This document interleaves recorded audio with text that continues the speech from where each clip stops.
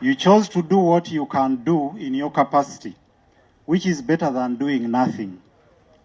I'm here because despite of all the risks you face, despite of the pictures on those walls of your comrades who have died in the struggle, despite of your colleagues being locked away in this beautiful country's jails without any fair trial, despite frequent threats of crushing you for no good reason, despite the everyday risk of being rounded up and driven away for torture, despite temptations of big monies being thrown at you, you people still stand by what you believe. I respect that.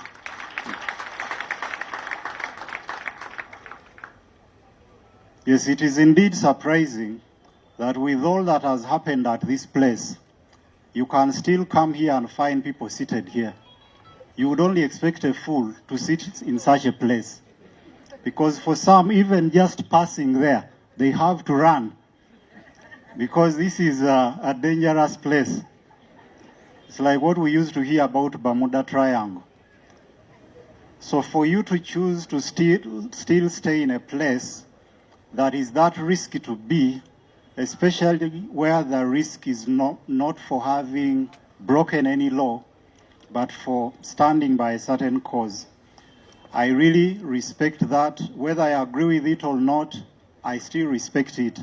And especially because we don't have many people today who are willing to take such a stance.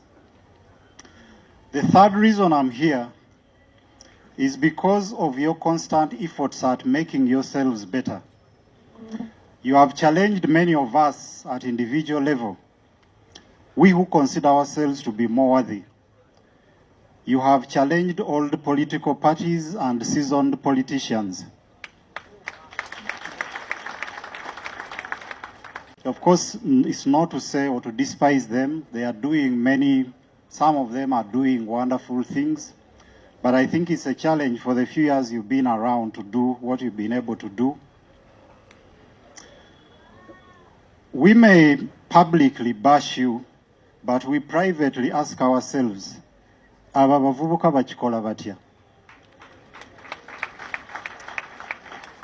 You have responded to dismissal by proving your capacity to grow and transform, as the president said. We said you're not educated, which was not entirely true because many of you are really educated and even highly educated. But when we say that you're not educated, many of you went back to school. We said you were bayaye, hooligans. Although I think many of you might have believed, like I do, that there is nothing wrong with carrying dreadlocks. You painfully cut them off to fit into the public's idea of a decent person. After all, and this reminds me of a song by Morgan Heritage. You don't? Yes, right. You don't have to dread to be Rasta. You don't have to dread to be Rasta.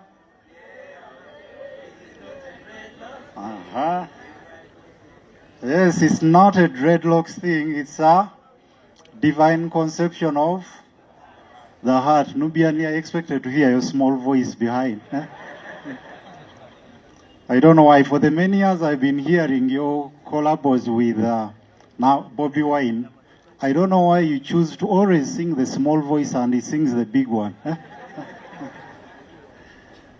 Yes, but the point I'm trying to make is that even when they said you're bayaye, some of you had to cut off your dreadlocks, although you knew that it's not really about the dreadlocks, it's not about appearance, it's what one has at heart, what one has in their mind. You chose to cut them off to fit into the public narrative for the sake of what you believed needed to be done. You set up a leadership school whose fruits we are celebrating today, something that was unprecedented. We wondered what the curriculum was, and it has been asked many times. I heard you mention some of the things you studied. But many people have been asking, what is that school teaching and who are the lecturers? I've been able to see some of them here today. Yes, but that's no mean achievement, and beyond it being an achievement, it also shows the zeal to learn, and understanding that we are not going to keep ourselves in a particular position. We need to inform ourselves in order to do what we have to do. Someone said that, I forget the name, that if he was given a task of cutting down a tree and he was given 4 hours, he would spend the first 3 hours sharpening the axe and maybe 1 hour to cut the tree. You have been sharpening your axe because there was a provision that was set according to the vision, which I really commend. Earlier this year, you invited me to speak to your trainees. It was my first time to visit your facilities.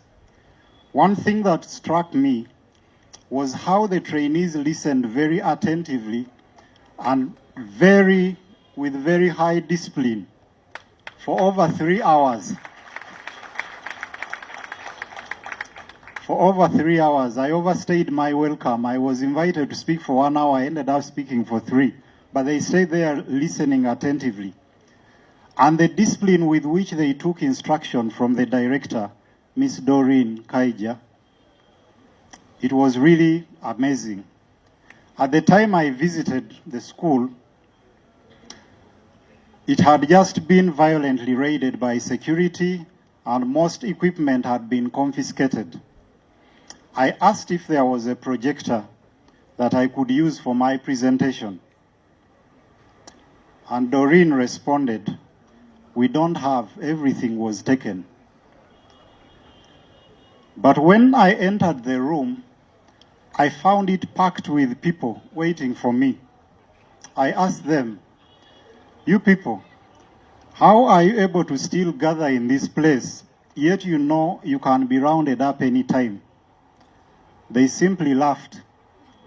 I found that commitment and the desire to learn quite impressive.